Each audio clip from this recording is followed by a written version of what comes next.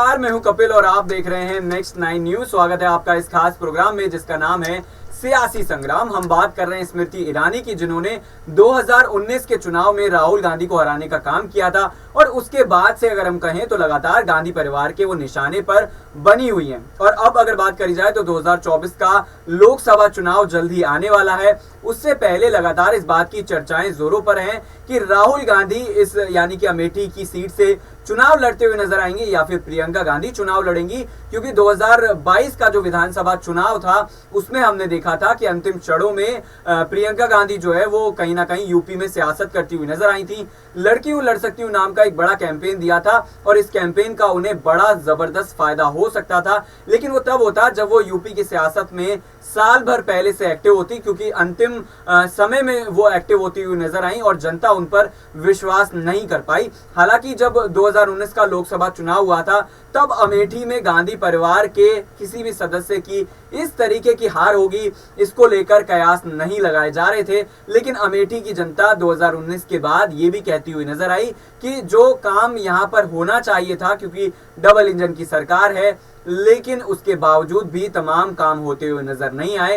हालांकि अब अगर कहा जाए तो कयासों के आधार पर ही सही, लेकिन ये कहा जा सकता है कि दोनों के बीच जो मुकाबला है वो बराबर का होगा, क्योंकि राहुल गांधी ने भारत जोड़ो यात्रा निकाली और उसके जरिए कहीं ना कहीं अपनी जो छवि है उसे बदलने का काम किया। फिलहाल मेरे साथ खास सहयोगी हैं जिनका नाम कशिश है, उनसे जानने की कोशिश करेंगे इस मुद्दे पर कि आने वाले चुनाव में अगर राहुल गांधी जो है वो स्मृति ईरानी के खिलाफ उतरते हैं तो फिर मुकाबला किस तरीके का होगा। तो पहला सवाल यही रहेगा कशिश के दोनों के बीच जो लड़ाई होगी वो किस तरीके की होगी। देखिए, इस बार कुछ अलग देखने को मिलेगा, क्योंकि यहाँ पर राहुल गांधी की भारत जोड़ो यात्रा की वजह से जो छवि बदली है उससे अच्छा खासा फायदा राहुल गांधी उठाते नजर आएंगे। क्योंकि आप देखिए यहाँ पर कि अमेठी यहाँ पर कहीं ना कहीं कांग्रेस पार्टी का गढ़ माना जाता था। अब किसी के गढ़ में कोई आएगा और उसके बाद जीत जाएगा तो नॉर्मल सी बात है कि उस इंसान में यहाँ पर अंदरूनी तौर पर एक नफरत पैदा होती जाएगी और वही कहीं ना कहीं कांग्रेस पार्टी में देखने को मिली। अब यहाँ पर स्मृति ईरानी लगातार एक मौका नहीं छोड़ती कांग्रेस पार्टी पर हमला बोलने का। भारत जोड़ो यात्रा को लेकर भी तमाम तरीके की बातें वो करती नजर आई,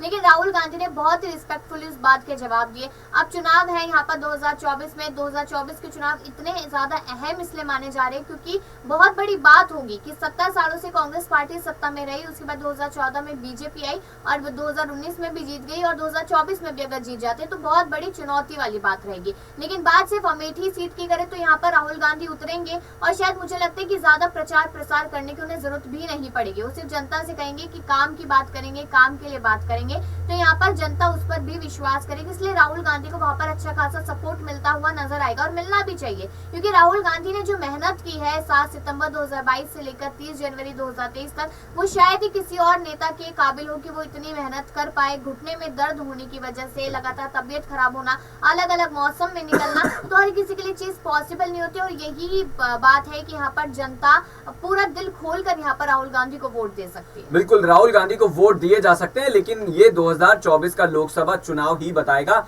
लेकिन प्रियंका गांधी पर चर्चा करें उससे पहले हम ये भी आपको बताते चले कि पीएम मोदी के खिलाफ जो है वो कहीं ना कहीं विदेशों से फंडिंग हो रही है और सरकार की इमेज को खराब करने की कोशिश की जा रही है। इस तरीके के आरोप जो है वो स्मृति ईरानी लगाती हुई नजर आई थी। कांग्रेस को भी निशाने पर लिया था, उन्होंने कहा था कि इसमें कांग्रेस का हाथ भी जरूर हो सकता है। तो आपको क्या लगता है कि अडानी के ऊपर जो हिंडनबर्ग की रिपोर्ट आती है उसके बाद अमेरिकी जो एक लेखक हैं वो कहीं ना कहीं कहते हैं कि इस अडानी की रिपोर्ट के बाद मोदी की जो छवि है उसको भी भारी नुकसान पहुंचा है। तो इसको लेकर जिस तरीके से आक्रामक नजर आई थी स्मृति ईरानी, उस पर आपका क्या कहना है? क्या वाकई में उनके जो दावे हैं उसमें सच्चाई है या फिर बात जो है वो मनगढ़ंत हो रही है? देखिए, यहाँ पर अगर अडानी की बात की जाए तो लगातार फंसते नजर आए अडानी यहाँ पर, और साफ तौर पे राहुल गांधी कब खेला करते नजर आए जब राहुल गांधी ने तस्वीरें शेयर की। उन्होंने कहा कि इंटरनेट पे बहुत सारी फोटोज मिल जाएगी जो अडानी और यहाँ पर पीएम मोदी के साथ में। देखिए, फोटो लेने की बात है तो आज का टाइम ऐसा है कि हर कोई किसी न किसी के साथ फोटो लेता है। वो सेलिब्रिटी है, एक तरीके से बड़े नेता है, इसलिए गूगल पे उनकी फोटोज अपलोड हो जाती है। अब उसका फायदा राहुल गांधी ने संसद में उठाया जो सबने यहाँ पर पर देखा। बात रही स्मृति ईरानी की, स्मृति ईरानी यहाँ पर एक वरिष्ठ नेता है और लगातार यहाँ पर कहीं ना कहीं राहुल गांधी पर हमला बोलती नजर आती है। जब राहुल गांधी ने पीएम मोदी पर हमला किया तो उन्होंने भी यहाँ पर मुंह तोड़ जवाब दिए। बात ये रही, लेकिन देखा जाए कि कितनी सच्चाई है अडानी मामले में कितनी नहीं है, उसकी जांच पड़ताल लगातार चल रही है। सुप्रीम कोर्ट में उसको लेकर सुनवाई थी। शेयर्स अप डाउन लगातार दिन प्रतिदिन हो रहे हैं, जिसको लेकर हम जनता को लगातार बताते रहते हैं। और कहीं ना कहीं लोगों की जो राय है वो यही कहीं ना कहीं ये मानने को मिलती है कि अडानी गलत है, पीएम मोदी गलत है, राहुल गांधी सही है, स्मृति ईरानी गलत है। यहाँ पर सिर्फ और सिर्फ जनता का पैसा लूटने का काम बीजेपी ने किया। और यही सारी बातें शायद अगर सच भी है तो स्मृति ईरानी शायद ये सारी बातें डाइजेस्ट नहीं कर पाती, इसलिए वो लगातार हमला बोलती नजर आती है। जब फैक्ट की बात की जाती है तो यहाँ पर बीजेपी पार्टी कहती है कि राहुल गांधी कभी फैक्ट पे बात नहीं कर पाएंगे, लेकिन इस बार संसद में उन्होंने फैक्ट पे बात की जिसका जवाब बीजेपी नहीं दे पाई और इसलिए बीजेपी ने उन पर नोटिस जारी करा दिया। तो देखिए ये चीजें कहीं ना कहीं यही दिखाती है कि बीजेपी पूरी तरीके से बुखला गई है, डर गई है राहुल गांधी से। लेकिन उन्हें दिख रहा है कि अगर आने वाले यानी कि 2024 में भले ही राहुल गांधी या कांग्रेस पार्टी ना आए सत्ता में, लेकिन जब फिर चुनाव होंगे तब जरूर कांग्रेस पार्टी यहाँ पर वापसी कर सकती है। बिल्कुल। और एक और इसी बीच सवाल रहेगा प्रियंका गांधी को लेकर, जिस तरीके से कयास लगाए जा रहे हैं कि वो शायद अमेठी की सीट से चुनाव लड़ती हुई नजर आ सकती हैं। हालांकि हमने देखा था कि जब लोकसभा का चुनाव हुआ था तब इस बात के कयास लगाए जाने लगे थे कि शायद वो बनारस से पीएम मोदी के खिलाफ चुनाव लड़ेंगी, लेकिन एंड मौके पर उन्होंने अपना हाथ जो है वो पीछे खींच लिया था।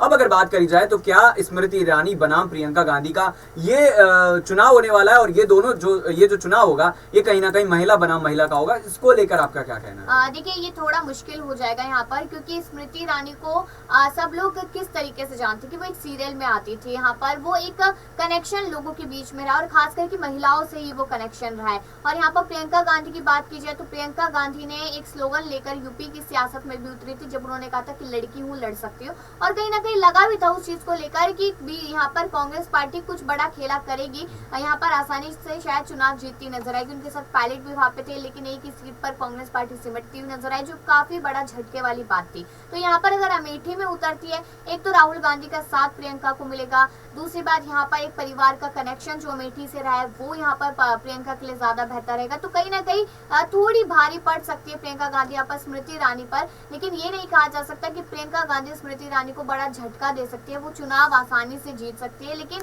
कहीं ना कहीं जो वोटों में इजाफा जरूर यहाँ पर हो सकता है, लेकिन जीतना थोड़ा सा मुश्किल प्रियंका गांधी के लिए होगा, शायद राहुल गांधी के लिए नहीं। बिल्कुल। और एक छोटा सा सवाल ये रहेगा कि आने वाले लोकसभा के चुनाव में 80 में से कितनी सीटें जो है वो कांग्रेस जीती हुई आपको नजर आ सकती है, क्योंकि कहीं ना कहीं राहुल गांधी की छवि बदली और कांग्रेस पर भी भरोसा जनता जता सकती है क्या? देखिए यहाँ पर साफ तौर पे तो नहीं कहा जा सकता, लेकिन अनुमान और सी वोटर के हिसाब से जो कहा जा रहा है उसमें 30 to 32 सीटें यहाँ पर बताई जा रही कि 32 सीटों तक कहीं ना कहीं कांग्रेस पार्टी यहाँ पर बढ़त बना सकते हैं, लेकिन उससे ज्यादा नहीं। क्योंकि यहाँ पर आप देखिए सिर्फ एक भारत जोड़ो यात्रा से ही नहीं आप अपनी नैया पार लगा सकते। आपको अपने सांसद विधायक जो भी आपके लोग यहाँ पर सत्ता में हैं उनको आपको बोलना पड़ेगा कि काम करिए, जनता के बीच में आइए, आपको भी कुछ ऐसा करना पड़ेगा। क्योंकि राजस्थान में तो कह दिया कि हाथ से हाथ जोड़ो यात्रा, लेकिन बाकी जगहों पे वो असर नहीं दिखाई दे रहा। बिल्कुल। तो स्मृति ईरानी को लेकर हमने चर्चा करी और ये जानने की कोशिश करी कि अमेठी में अगर राहुल गांधी से उनकी भिड़ंत होती है तो किस तरीके से जीत हासिल हो सकती है, या फिर प्रियंका गांधी उनके खिलाफ चुनाव लड़ेंगी तो क्या अमेठी में एक बार फिर से